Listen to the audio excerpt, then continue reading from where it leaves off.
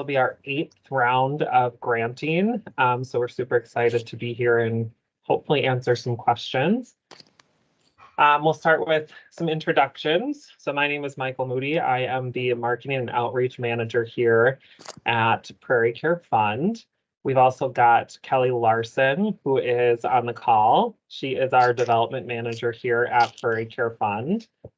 And then we have Donna Roman, who is our Grant Committee co-chair.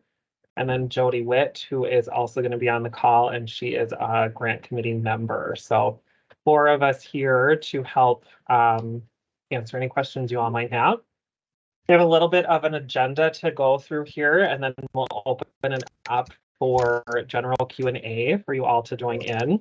For that portion, just so you guys know, we're going to have you submit questions via the chat so that we don't have a bunch of people trying to talk over each other. So when we get to that Q&A portion, I'll ask for you to submit your questions in the chat, and then we will facilitate those questions from there. So, all right. So we wanted to start with giving a rundown of who Prairie Care Fund is. There's a lot of new schools that we haven't been connected with in the past, and a lot of schools who we have had apply or be recipients in the past, but we wanted to give you an idea of who we are and what we do. So Prairie Care Fund is a mental health nonprofit that works with Minnesota schools and other nonprofits to provide funding for mental health grants to fund programs and initiatives for youth mental health within the school setting. So we have been around since 2016. Like I said a little bit earlier, this will be our 8th grant cycle that we've done, and we've awarded about 1.4 million in grants since 2016. Yeah, so that's kind of us in a nutshell. So we are looking forward to this next cycle and wanting to just give you a high-level overview of what to expect with this cycle. The grant application will go live on January 1st. So right now we're kind of just spreading the word of the available funding, which is $200,000 for schools. Like I said, that application goes live on January 1st. There will be an application template that we will provide on our website, as well as subsequent communications for you all to use in filling out applications and proposals. To kind of touch on some of the things that we have seen the funding go to in the past, we've seen it go towards things like 7 Mindsets, Conscious Discipline, SEL curriculum. We've seen mental health first aid training for both staff and students funded through these grants.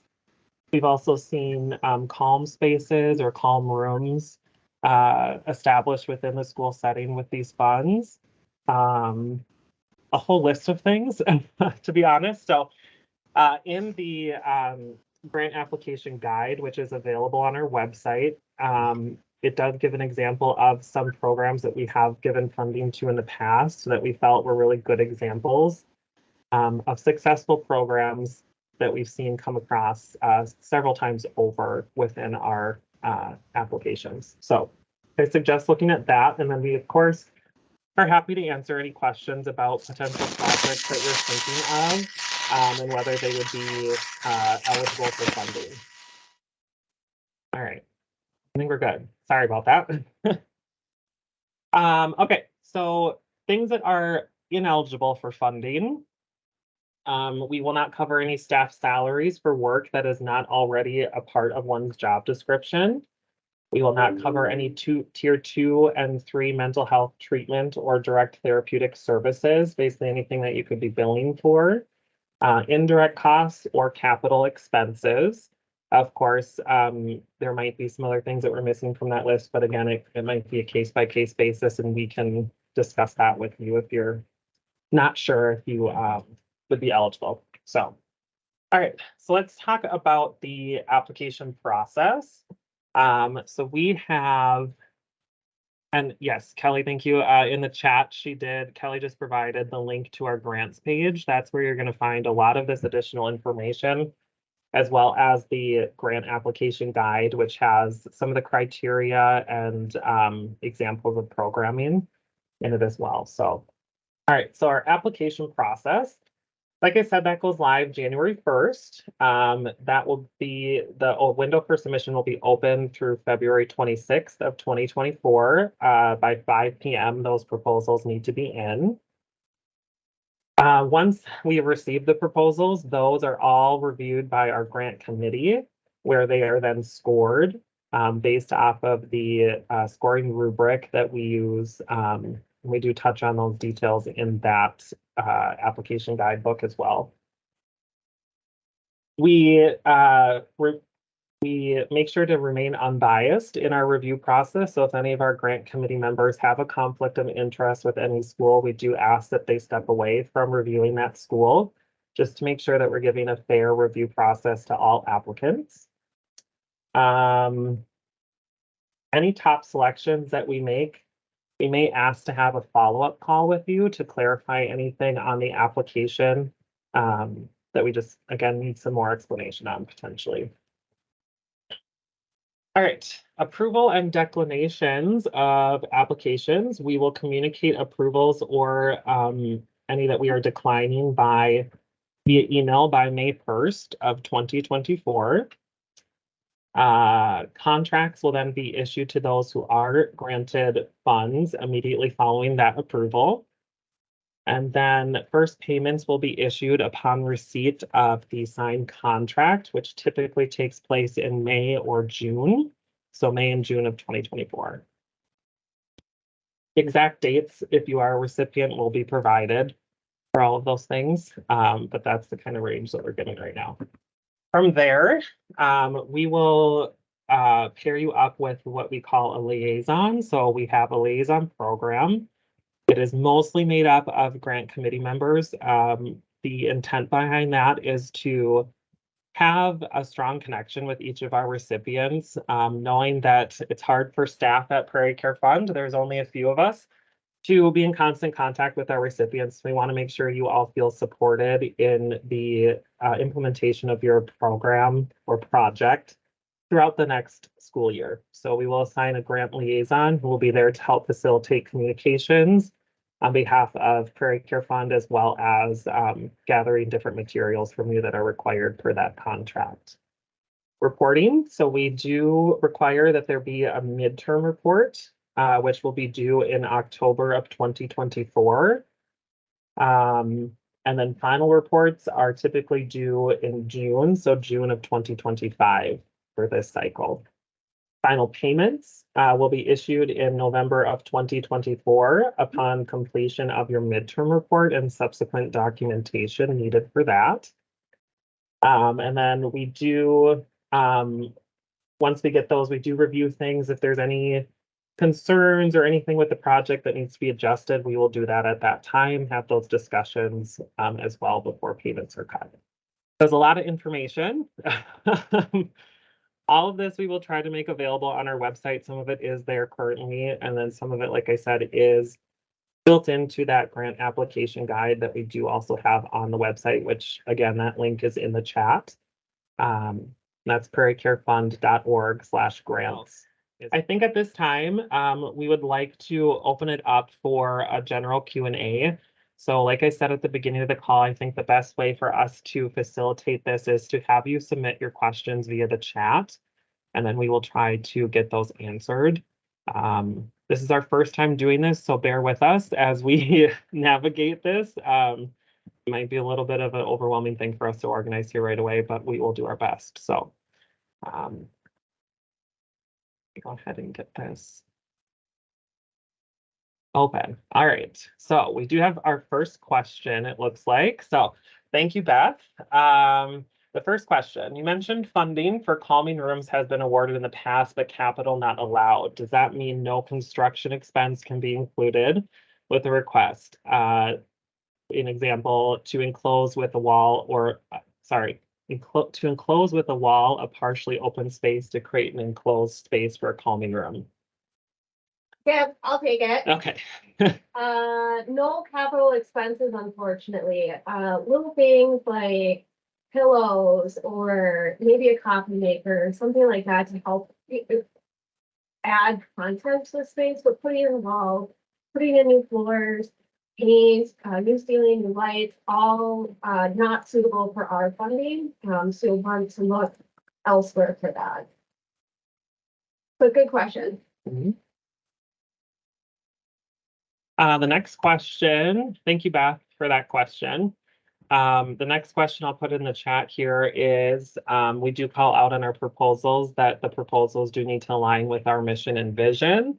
So I put in the chat our mission, which is to transform lives by fostering mental health and well-being among youth and families. And then our vision is to evolve the thinking about mental health and well-being. So what we're really looking for with these proposals is that they really truly have to be mental health focused. Our funding goes towards mental health programs, initiatives, or projects within the schools. So that's kind of what we're getting at, is that you can't just submit something to have a bunch of pizza parties. It has to be mental health focused. So that is obviously sort of open for interpretation. So if you have a specific question as to whether your project is going to be eligible, that's easier to do maybe a one-on-one call with us. We are open to having those calls too, so that we can better understand what you're thinking and give you guidance on what might be covered with our grant. Okay, that was a good question, Karen. Thank you.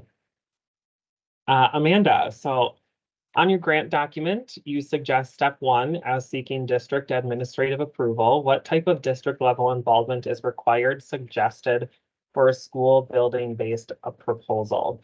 So This would be a great one. Yeah. Maybe. Jody, do you want to answer that? Put you on the spot. She was a I'd love to. educator and I'd love grant to. writer. Yes. I would love to.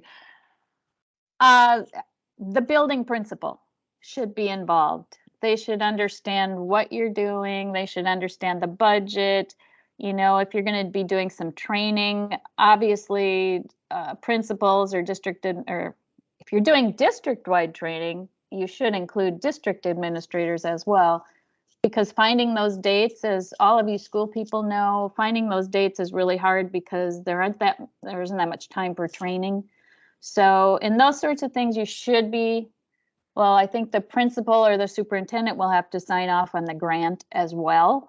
So they would know and be aware of what you intend to do, and then to help support you, obviously. Also, I think it's good for the principals and maybe district administration to also be involved, because they may be able to allocate some funds or support you in some other ways. So definitely building principal, possibly people at your district office as well. Good answer. All right, so we have another question from, I believe it's Nakia. Is that how you pronounce it? So Nakia asks, you also mentioned that staff salaries are not allowable expenses. Are expenses related to teacher training or certification as it relates to mental health practices used in a calming space allowable? And that would be, I guess. Yeah. Can I go back to that last question? Sure. Yeah. Somebody last year or the year before had requested funds to send, I think they wanted somebody to become a school counselor because they're hard to find. So they wanted to send a staff to some sort of training to be a school counselor. And that was a no. So, you know, that's just not what the funds are intended for. So if you're thinking, it said teacher training or certification. So it made me think of that ineligible expense. Let's see here. Karen asks, I know grantors are always looking for a big impact. Is this is this grant a small school under 500 should apply to? So yes, we encourage anybody of any size to apply. I'll touch on kind of some examples of what we've seen with our grant applications. We have seen typical grant requests range from, you know, anywhere from like $5,000 all the way up to $50,000. And from schools that are smaller, larger, large districts, small districts, rural schools, inner city schools. I mean, we are open to anything. What we're looking at, of course, is that it has a big impact, but we also understand that there are scarce resources for a lot of areas in Minnesota. So the small schools are just as important as the big schools. So yes, I encourage everybody to apply regardless of your size. Good question, Karen. Next question, Darla. So Darla asks, could funds be used for staffing for having mental health groups after school? That's a good question. I guess that might, I don't know, Kelly, what do you think? It depends on the group. Our big no-no is, or what's unallowable is any direct therapeutic services that you would essentially bill for. That is something we would not be funding, but if it's an after-school program, or maybe more of like a community mental health kind of activity, yes. So I think I would need a little bit more information on what kind of groups you're talking about. So yeah, Darla, that's another good example of it. We can certainly meet with you off of this call if you want to talk through what exactly you're thinking for that. But yeah. Brandon. Can I, Oh, go ahead, can I Jody. add something too? Yeah. One of the questions on the application, and I think I can't remember the pre-application packet was sent out. So I think you had some of the questions that will likely be asked in the application. One of the pieces that you're going to have to answer is regarding sustainability. So if you pay for somebody to, you have a stipend for a teacher or a counselor to have those class or those groups, afterwards they will think about, well, is it just during the grant funding and then afterwards it's just ended? So you need to think about sustainability. I think you potentially could if it fit within what Kelly was talking about, but you'd have to think of some sustainability plan. How are you going to help support those students after those groups would end? Awesome ad. Thank you. Yeah. Okay, Brandon asks, how many grants will be given? Is there a max amount you will give a school? So similar to kind of what I said before, we have had a range of grant, specifically the dollar amount grant requested. We don't cap anything. What we are essentially looking at is we have $200,000 available, depending on the applications that come in and if they qualify with what we are looking to fund. There's really no cap to that. We obviously wouldn't want to give all $200,000 necessarily to one school because we want to be able to reach multiple areas of Minnesota. But it's really dependent, again, going back to what is that impact going to be. You have a pretty large request for us, and we've had some that it's been, 7 districts that are involved in one request that's going to touch so many thousands of students and staff. That is understandable. That grant's going to be a little bit more, but we're also willing to do that knowing that it's going to be reaching so many. But so I'll take on to that. So typically we end up, or our range has been anywhere from $5,000 to $50,000. So if you have kind of that rough idea in your mind, that's where we live and breathe. But yes, to Michael's point, we only have 200,000 available. Don't ask for $1 million. So you don't have it. And I will say that we do plan to give out all 200,000 this year too. So we don't anticipate that we would be rolling funds over to next year. But good question.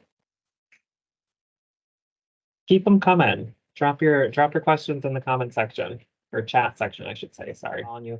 Brandon, you just asked, can funds be used for SEL curriculum and training? Yes, that is one of the most common grant applications that we've seen is SEL curriculum and training. So lots of schools choose to use the funding for that, which is great.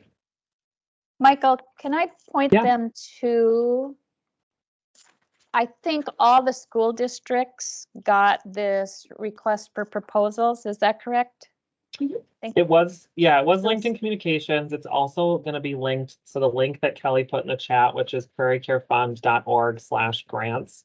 What Jody is holding up, so everybody knows, is what we're calling the grant application guide.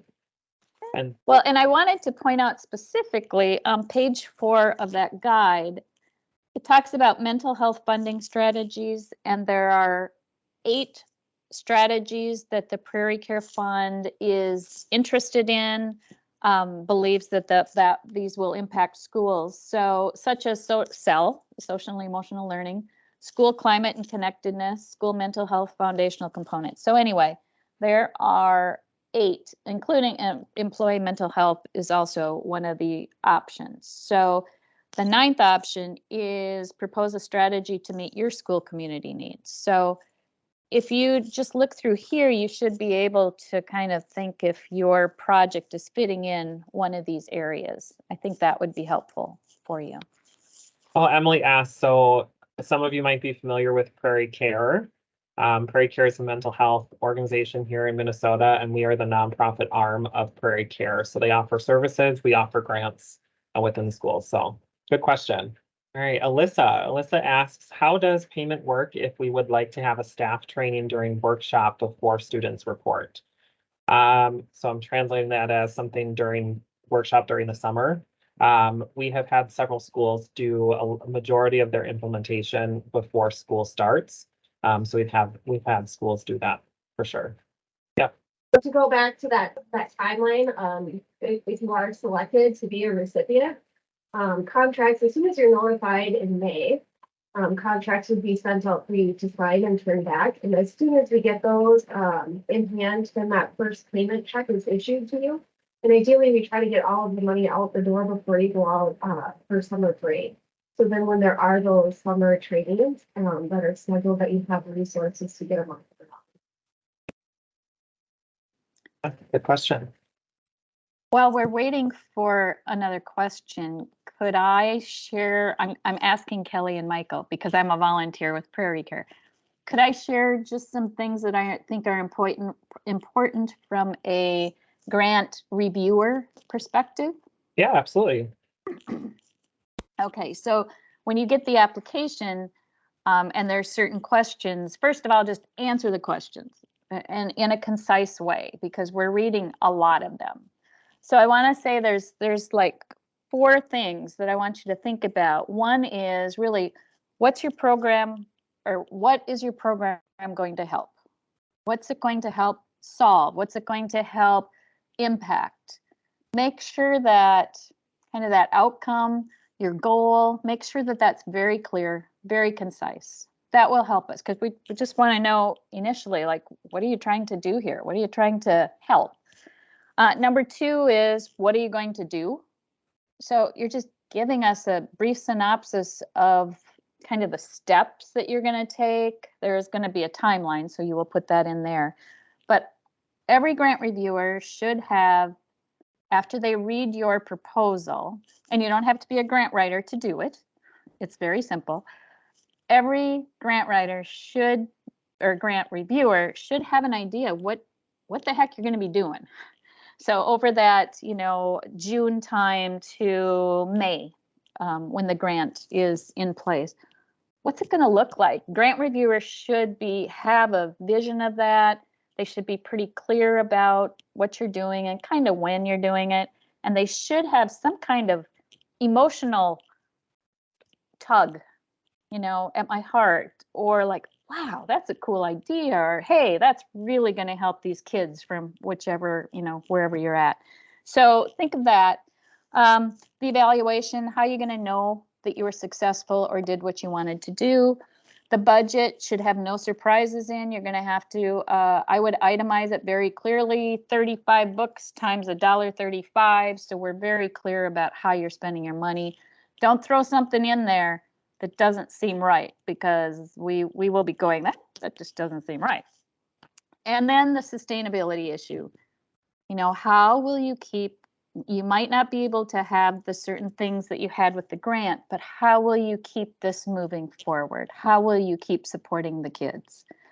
So I think that those are things that almost all of us reviewers we're talking about and we're reading in your proposal. So if you take care of all those things, answer every question very clearly, very concisely, I think your proposal will will have a very, very good shot at being funded. All right, so Maddie asks, recognizing that we only have possibly grant 20 or so schools, and there are so many of you here on the call and so many more not on the call. Has there ever been a grant in collaboration with more than one school, perhaps a shared curriculum, shared training, joint consultation, or even a school-to-school pen pal relation type building program? I am relatively new to all of this, so I think I'll toss that question to Kelly or Jody. You guys have been around a little bit longer with our grants, so I don't recall anything specific to that, but I could be wrong. Can I jump in really quick? Yeah. I guess it would depend on Kelly if you see that there's a financial issue with that, but I think collaborations are always great if we can make that work out. Kelly, do you have a perspective? Yeah, this question gets me jazzed. For starters, I think it's great. And if you have a relationship with another school that is or isn't even in your district and you want to do something like this, yes, this sounds great. There does need to be a fiscal agent. So one school, or if it needs to be split evenly between a few schools, but we just need to know who to write the checks out to. So whoever is going to be signing that contract, issuing an ST3 or showing, good fiduciary practices with the IRS, then we will issue payment to whichever that school is, and then it can be divided amongst you guys equally or however you want to do it. So hopefully that answers that question financially, but it's a great idea. Yeah. We'll make friends. I would also want in the app, because it's not always an easy thing to do, is somewhere in the application talk about how that is going to work. Again, you don't have much, there's, these grants aren't very long, so you don't have much space to do it, but some way help the people who are reviewing your grant, give them the confidence that there's going to be a lead and there's communication systems in place so that we know that partnership's going to work. I suppose we could talk a little bit about where the funding comes from while we maybe wait for some questions to roll in. So we have all sorts of ways that funding comes in, and Kelly, as development manager, she can chime in too, who handles a lot of our incoming funds. But Prairie Care Fund hosts 3 signature events each year, fundraising events. We have a gala in February, a walk run in June, and then a golf fundraiser typically in August. Majority of our funding comes from those events, and then we've got obviously things outside of that, different partnerships or just people who are wanting to give financially to us outside of those events. So we are excited that we had a very successful year last year with fundraising and being able to award out this $200,000. So just to give a little bit of an idea of where that funding comes from. All right, we've got a question in the chat. So Brandon asks, would this grant pay for access to films such as IMPCT films, which they could invite other schools to come view as well? Good question. I'm not 100% sure. I think so, and I'm digging. And Impact films, sorry. Jody's bills are spinning too. I feel like we even had a request like this similar in the past with filming. I could be wrong. But I need a little more info on this. Are those like the can you give the name of some of those films? Like some of them are related to social media, I think. Because I was like you guys, I was in South Washington County Schools, and I know we got funds to give those films for our community. We invited the whole community. Teresa asks, would grants pay for a person hired to deliver SEL curriculum in either group settings or classroom push-in? So chime in if you guys want, Jody, Donna, or Kelly, but I think what that is saying is perhaps like a third party potentially coming in.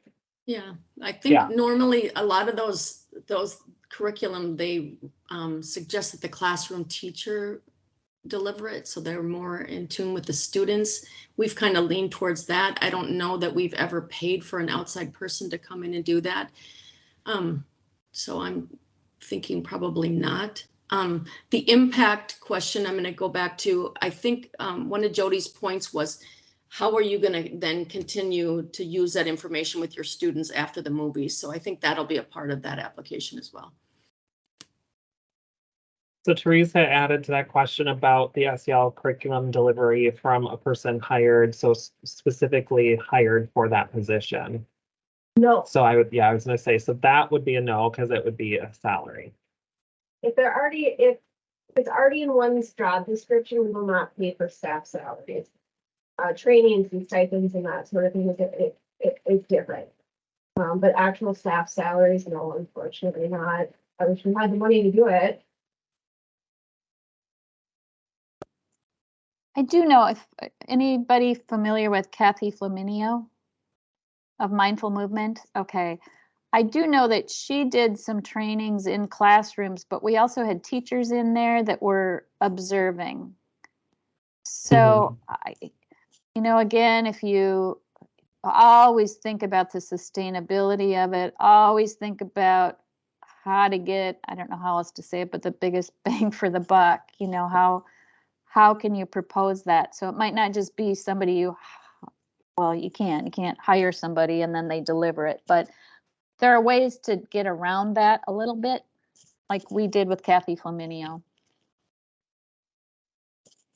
Yeah, I think that went back to my point of, if you're bringing in a third party like Kathy Flaminio with Move Mindfully, that is something that we have had schools request from us and we've covered in the past. So I can talk to Beth's question here. Yes, we do encourage parent involvement for sure. And yes, that would be a welcome proposal. Yep. So Kelly put in the chat, you can email us any questions, or if you want to try to connect with us to discuss things further, grants@prairiecarefund.org. That is also the email address that we used for this invite. So you can always reply back to that too, and we'll get you. We're super excited, and we hope that this Q&A session has been helpful to answer some questions. We do hope to possibly do another one once the application goes live in January, so look for that invite. We want to make sure that as you start diving into the application and proposal template, if you have any questions that come up during that time, that we're available to answer that too. So I think we'll maybe end it, but like I said, feel free to reach out to us if you want to explore anything further or have other questions. And then Kelly put in the chat, we will make sure that we communicate out when the next Q&A is. And then we'll also make sure this recording is on our website. So thank you all for joining us. We look forward to working with hopefully most of you, possibly all of you, you never know, as we move into this next grant cycle. So have a good evening. All right. Bye, everyone.